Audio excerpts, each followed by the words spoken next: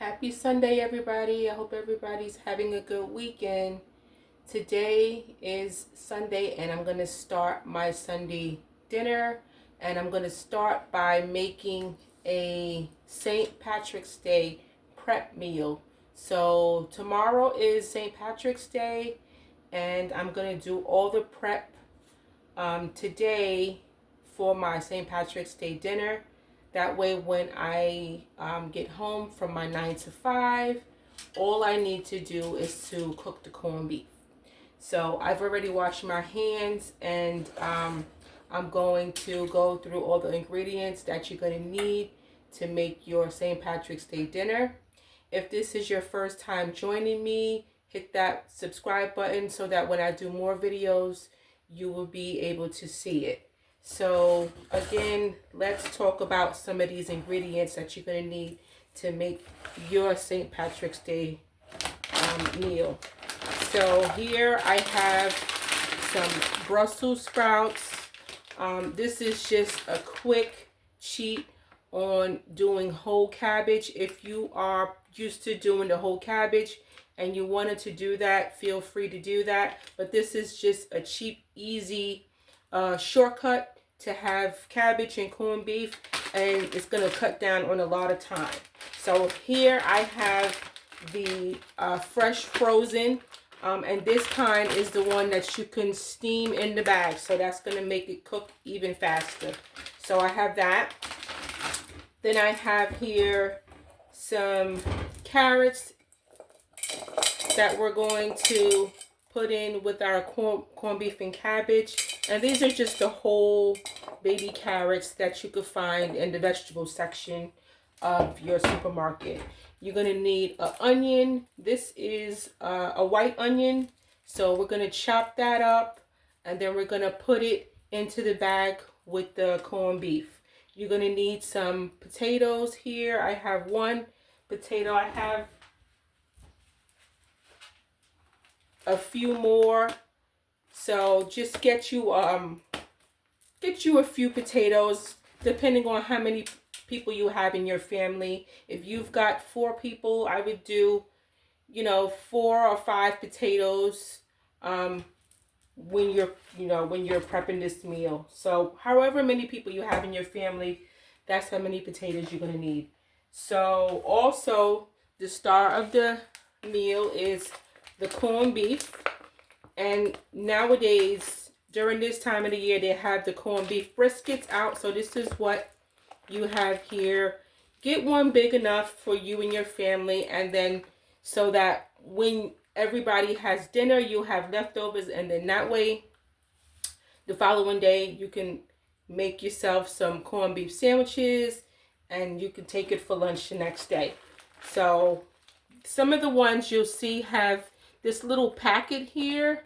That's, that little packet also helps with the seasoning of your corned beef when you cook it. So I'm not going to use that one, but if that's what you use when you make your corned beef, you can go ahead and use that. I'm going to tell you all the seasonings that I use when I make my corned beef, but again, feel free to use that if you want to. I'm going to just throw it out. So depending on, however you make your corned beef. This one is about 3 pounds, so it will feed about 4 to 5 people. But if you've got a larger family, I would do 2.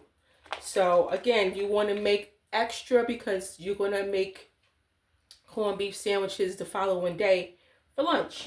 So you want to get a little bit more than you think you need. So let's get started. I've washed my hands already. Let's get right into it. If you haven't already done so, go ahead and hit that like button and that subscribe button so that you'll be part of the family and you'll see all the new videos that we're doing over here. So let's start with our pan here. We're going to add some water to our small pot, and we're going to get started, and we're going to cook our carrots part of the way. So let's add some water here.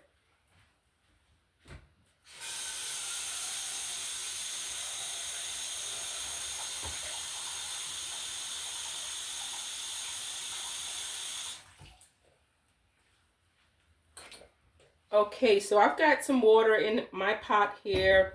Probably about 2.5 cups of water is going to be good. And you want to cook it on a your medium heat. And again, this is prep, so we're not going to cook it all the way. We're going to prep our meal so that tomorrow on St. Patrick's Day, we only have to do a few things, and the things that we need to do is not going to take that long. So one of the things that we're going to do is cook our carrots, and then we're going to cook our carrots part of the way, and then we're going to finish it tomorrow when we're making our corned beef. So we have the whole carrots that I talked about. They're going to go in just in some water. And we're going to just dump it in our pot here. Now, if you couldn't find these whole baby carrots and all you see is the big ones, go ahead and get them. Get those and then just slice them in half or in quarters, just so that they're small enough to handle it. So whatever you find in the grocery store is going to be fine. So they are going to cook for about 10-12 minutes until they're fork tender. And that's all they're really going to need for today. So cover it and let that cook. Then we're going to move over to our potatoes. We're going to just peel our potatoes. I find when we're doing boiled potatoes, the fastest thing to do is to get yourself a peeler. I've got one of these little handy dandy peelers. I've lost the front of that. I don't know if you can see it there, but it still works. So you can find these little peelers in your sections where you would find your kitchen appliances and your kitchen gadgets and things like that. They have them at Amazon. Go to your local stores where you would find kitchen gadgets and things like that. So makes life a lot easier when you are making mashed potatoes, when you are making definitely home fries, because y'all know how y'all slicing up those home fries. It takes time to just peel the potatoes with a knife. So it's definitely a time saver when you have a potato peeler. So if you don't, I definitely recommend going ahead and getting yourself a potato peeler. So again, the potatoes part of the meal here, you're going to get however many people you have in your family, that's how many potatoes you're going to need for this recipe. So I've got 4 potatoes, so I think that's going to be plenty for us here, and it's definitely going to be enough for leftovers. So we're going to go ahead and peel this potato, and then we're going to get right into it. So I'm going to do this, and then I'll be right back once I have peeled up my potatoes, and then I'll tell you what we're doing next. So I'll be back.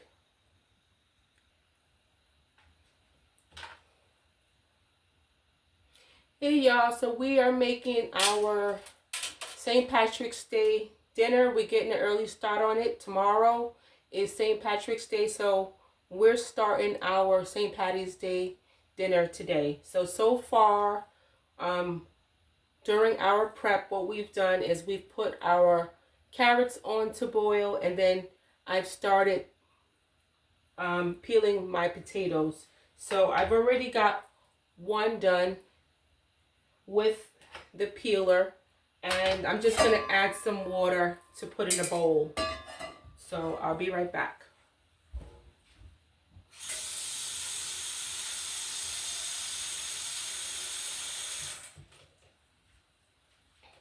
You want to add some water to your bowl to keep your potatoes from browning.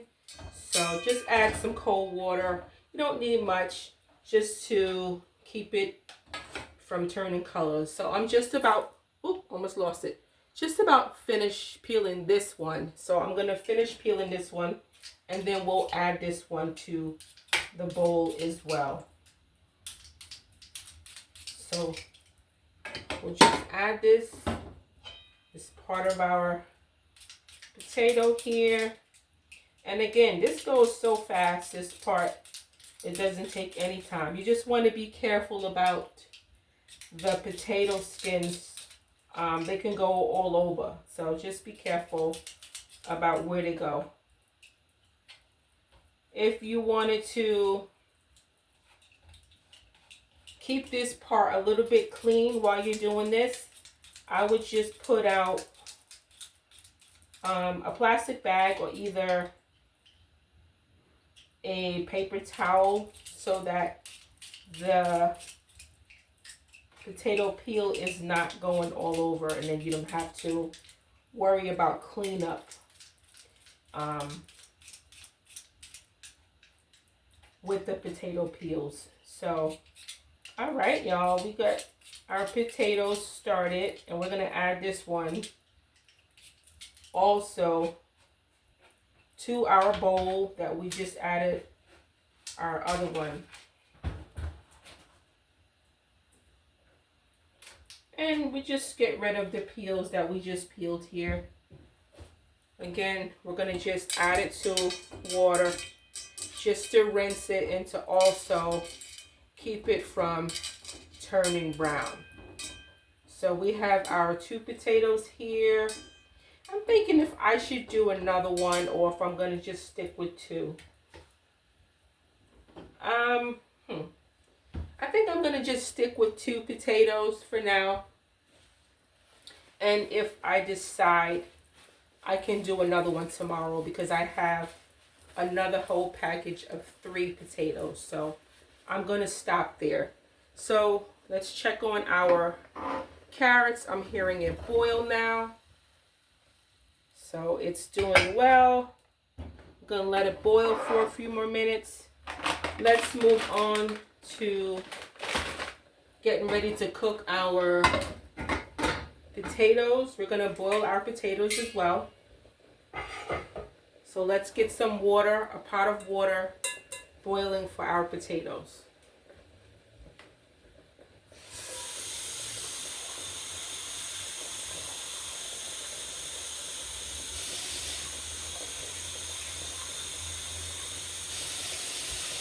You don't need much water for this part, just about 2 cups of water.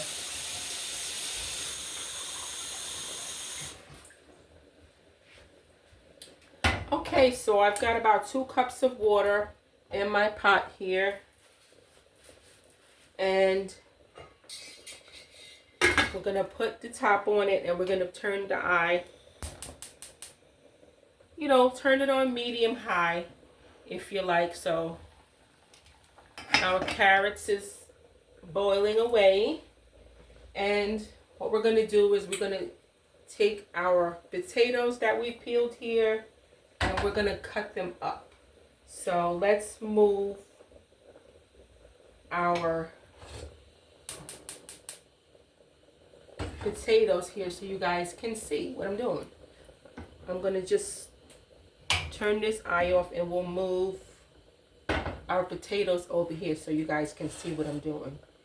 So I have my little cutting board here and my potatoes that are in water, and you want to keep them in water until you're ready to use them and put them in the pot.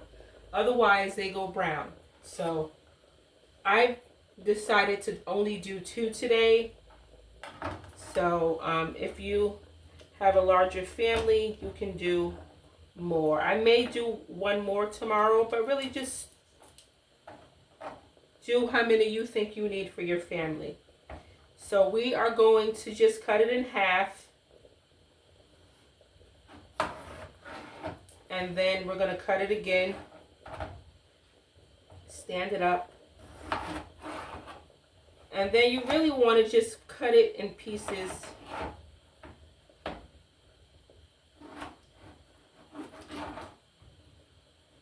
About that size, so that it can boil in relatively the same time. So we're going to do the same thing to this part of the potato, and then just cut it down the middle. Same thing over here. And then we're going to just add it to our pot of water here that we have.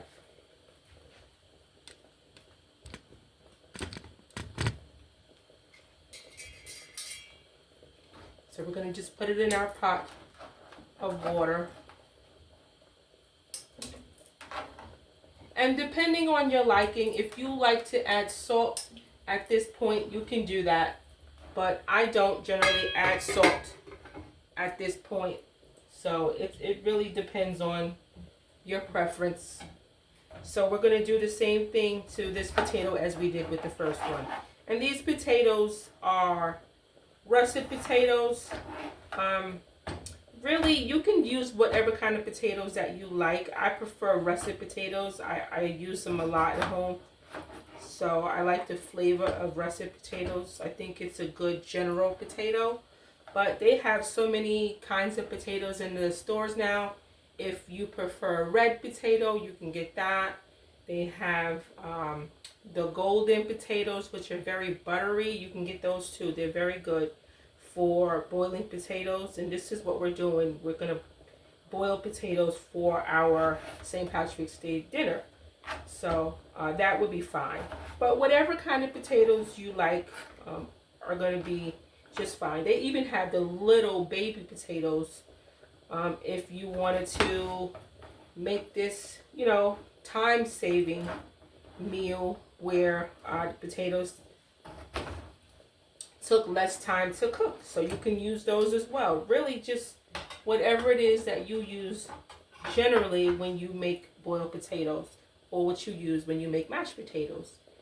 For this recipe, we're not going to mash them. We're just going to leave them boiled. We're going to add butter, some seasonings to it, but they will be boiled potatoes. So we're going to add this other potato, and again, they are about this size. You want to have them, you know, uniform so that they all cook around the same time. You don't want them to be different sizes, because when you think they're done, some may be a little bit underdone or undercooked, and then some may be soft. So you really want to kind of get it where they're all the same size. So that's going to boil for about 15 to 18 minutes until they're fork tender. So I'm going to check on our carrots, and then we're going to move on with the rest of our St. Patrick's Day prep that we're doing for our St. Patty's Day dinner.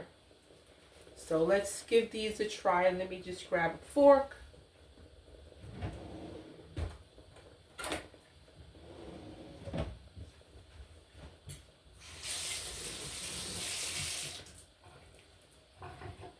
I want to know how many of you are cooking your St. Patrick's Day dinners today, or do you wait until tomorrow and do it on St. Patrick's Day? Or are you not even a fan of corned beef? Some people don't even like corned beef. I mean, I like corned beef, but I don't eat it all the time. I usually only eat it around this time of the year, and I don't really eat it no other time, to be honest. So I enjoy cooking it. So yeah, let me know if y'all eat it a lot, or you just have it around this time of the year, or you're just not a fan of corned beef at all either. So our carrots are cooking well. They've got a few more minutes to go. They're almost there. Again, we're not going to cook them all the way, because we're going to cook them for about 5 minutes tomorrow when we are making our corned beef, right? So we don't want to cook it the whole way through. So let's recap. Where are we? So we have our carrots going. We got our taters going. Let's move on, right? We're going to the next thing. We have our Brussels sprouts. Now again, we're taking a little bit of a time saver here, because generally it's corned beef and cabbage. You know, you have your whole big cabbage, you chop it, you steam it, and blah, blah, blah. Today we're going to do a quick version, and we're going to do Brussels sprouts, baby cabbage, and you know what? This is in the steamable bag, so that's even better. So what we're gonna do is we're gonna put this in. This is the steamable one, so we're gonna put it in the microwave and steam it. Follow your directions on the bag. So our bag says it's gonna cook in 5 minutes. So we're going to just put it in the microwave and cook it for about 5 minutes, and so it will be ready for us. So I'm gonna put it in the microwave, and then we will be right back. All right, y'all, so we are just moving right along, making our St. Patty's Day prep meal for tomorrow. Is St. Patrick's Day, so we're doing a few things today so that tomorrow when I come home, all I got to do is cook the corned beef. So we're doing our carrots, we're doing our potatoes, and we just put in our Brussels sprouts into the microwave. They're going to cook for about 5 minutes, and that's where we are right now. So let's move along to the star of the show. We got our corned beef here, right? So what we're going to do is with our corned beef, we are going to make our dry rub. So tomorrow we're going to boil it first, and then once it's fork tender, then we're going to put a dry rub on top. So now that we've done all the other things to prep for our meal tomorrow, let's make the dry rub. So before we do our dry rub, let's go ahead and cut up our onion so that we'll have that, and we're going to put it into the bag where the corned beef is going to go. So I've got a white onion here, and if you don't have one of these, just use a yellow onion. Whatever you have in the house is going to work just fine. You know, a medium-sized one, whatever you have is going to do just fine. So just peel it, chop it up, and then we're going to just add it to our prep bag for the corned beef. Now we're not cooking the corned beef today, we're just prepping it. So we're going to just chop this onion here, chop it up. Get yourself a good knife where you can just chop it up. That's going to go relatively easy. Not going to give you a hard time in cutting. So we're not going to slice this. We're going to just do a few cuts because this is going to go in the water with the corned beef when it cooks. So I would say just little pieces, and that's going to be fine. I'm going to show you just how I did it.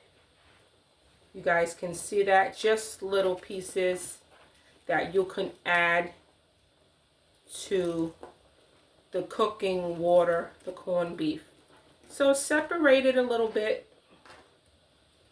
you know, so that's about half of the white onion here. So we're going to take this, what we just cut up, and we're going to add it to our bag.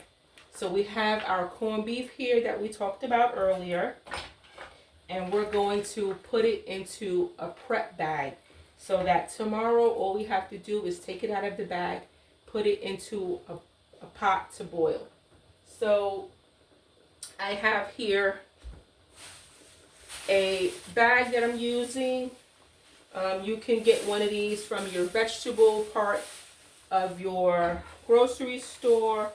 They are good for marinating meats or anything that you want to prep for a day before a meal. I've used it before for like pepper steak, and you season the meat and you just put it all in there. So we're going to just add our onions to this bowl where the corned beef is going to go. So just add it in, and then we're going to just open up our corned beef. Now this part can be a little messy, so, you know, just be careful.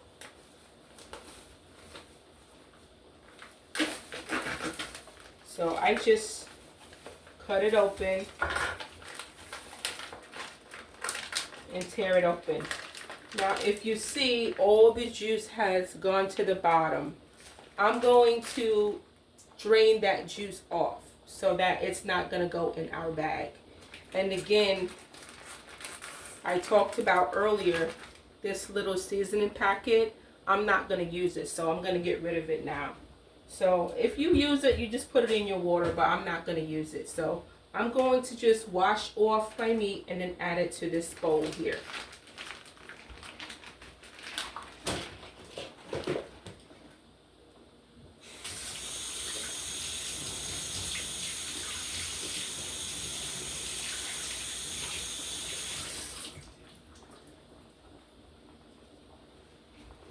And I've washed my meat, and I'm going to just add it to my bag here with the onions. And so that's really it for the prep part of the corned beef. I'm going to take this, the onions and the corned beef tomorrow when I come home from work.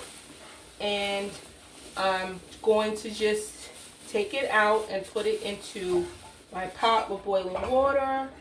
I'll use some salt and pepper, and then I will boil it until it's fork tender.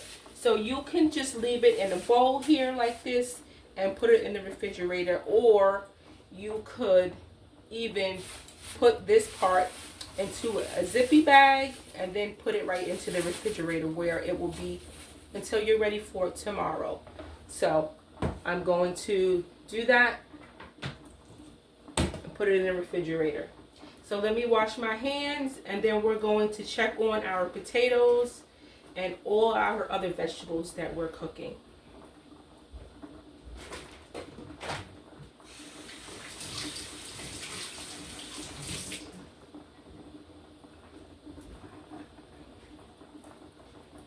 All right, everybody, so our vegetables are pretty much done.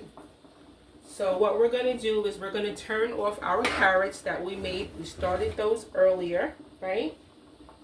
We started those first, and they are done.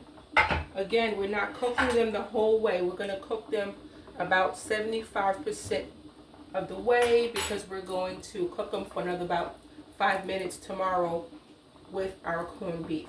So they are there, and I'm going to drain the water, and then we're going to just have them ready for tomorrow.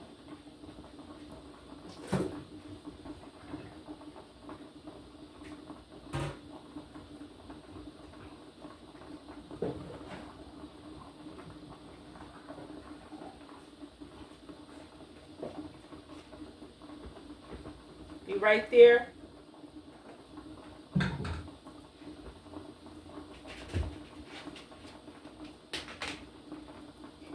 So we have our carrots that we have steamed. They are ready for tomorrow. So the only thing we need to do is add them into our corned beef the last 5 minutes or so to warm through, and that will be that. So this is a great way to store them for tomorrow. So the only thing you need to do is pull them out of the refrigerator and add them to the last 5 minutes of your corned beef when it's cooking. So we're going to check on our potatoes. They've been cooking for about a few minutes, so let's see where they are. We're going to check them to see if they are tender, and they need a little bit more time. We're going to give them about another 7 minutes to cook. I also heard our microwave go off because we put our Brussels sprouts in there, so we are also going to check on those.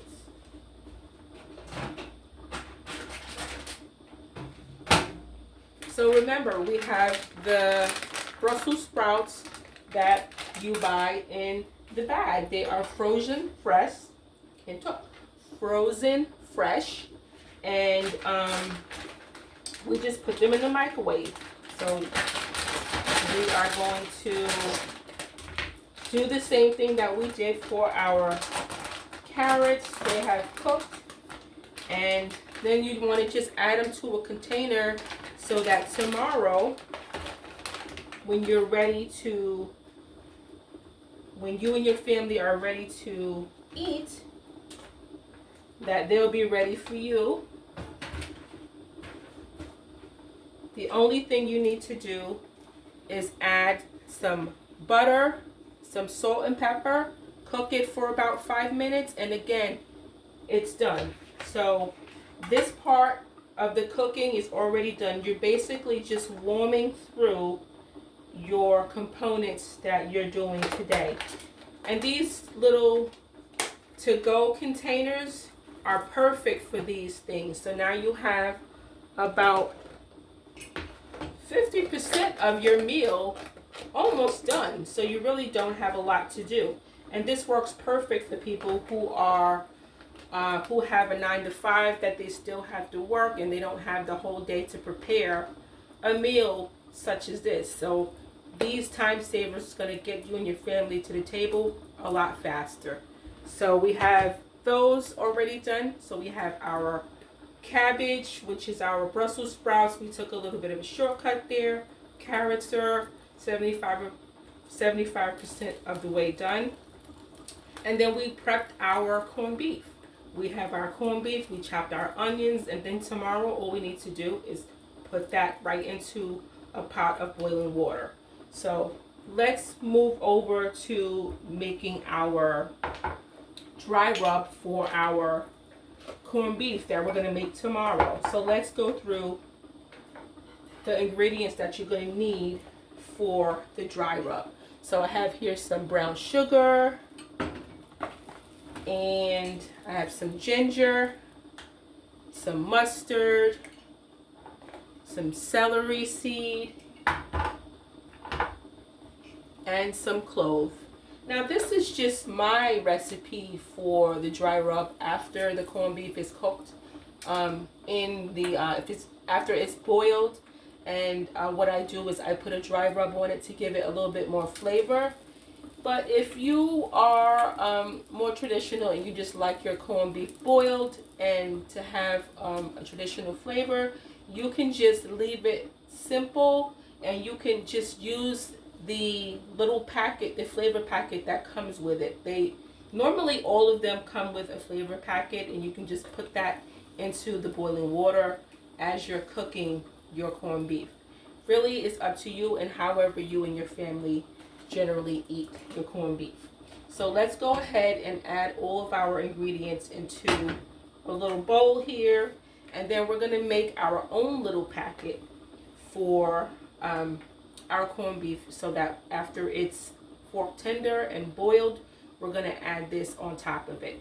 So just, add a little bit of ginger, not too much, because ginger has a strong flavor. So some ginger into the bowl.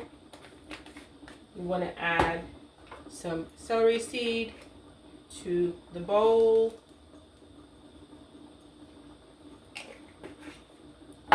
Same as well with the mustard seed, just add some here.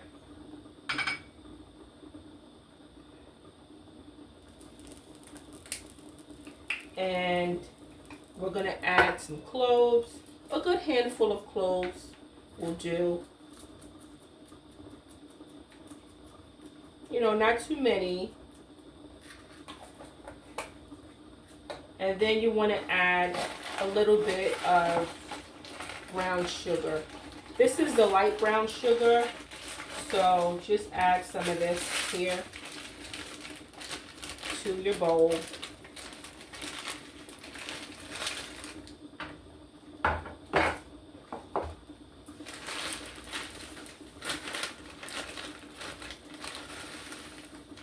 Not too much, because you don't want it to be too sweet.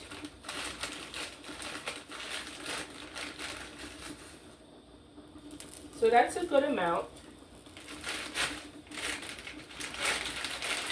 Sometimes with brown sugar, it likes to clump up.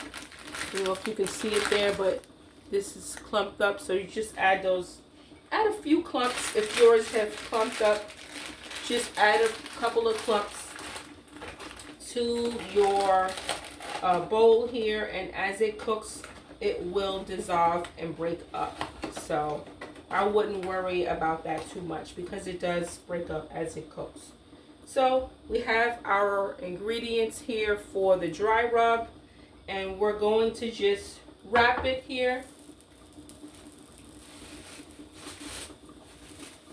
We have some plastic wrap. If you have a little zippy bag, you could add it to that as well. I would just give it a stir so that everything is mixed together. And then put it right into plastic. And then what we're going to do is just have our little plastic here and twist it. And then this is going to be for our dry rub. So I'm going to just tie it on top. And basically this is going to go right into our bowl, right on top there, so that everything is together. There's no guesswork. There's no looking for the spices tomorrow. There's nothing. All you have to do is pull things out, get it into the pot, and get dinner started. So you can just put it into the refrigerator just like that. So there we have it, guys. We are just about done with our meal prep for our St. Patrick's Day dinner tomorrow.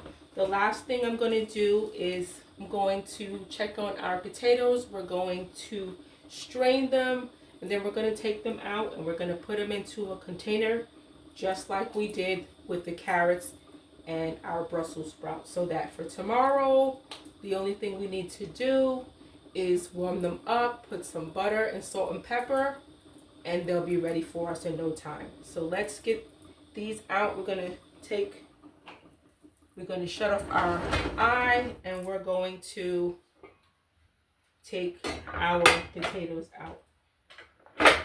So they are almost there, about, again, 75 of the way done. You don't want these falling apart. You just want them a little tender because they're going to cook again tomorrow with your butter and your salt and pepper.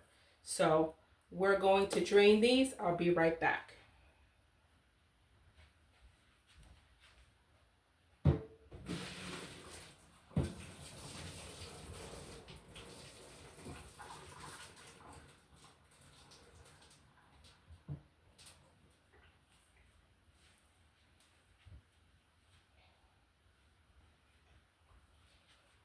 Okay, guys, our potatoes are drained, so we're going to get a bowl to put them in, and then we will have them for our meal tomorrow. So again, let's put them into a container. If you've got one of these to-go containers, they work fantastic. I usually have a few around the house, so they work so good for this.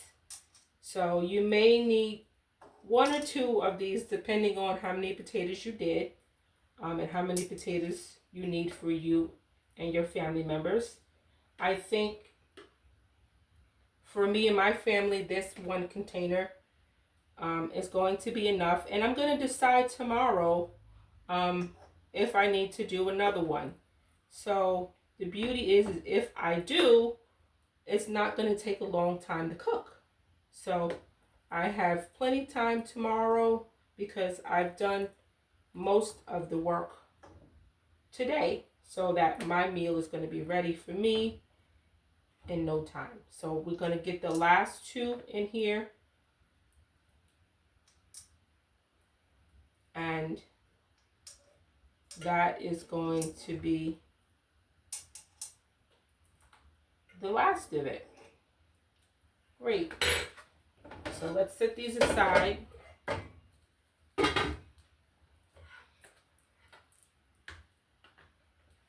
And again, they all fit in a to-go container. And then I'm going to just put the top on this and it'll be ready for tomorrow once I put them into a pan. And then I'm going to warm it up, add my salt and pepper and my butter, and they'll be ready for me tomorrow. Let's add the top, and then there you have it.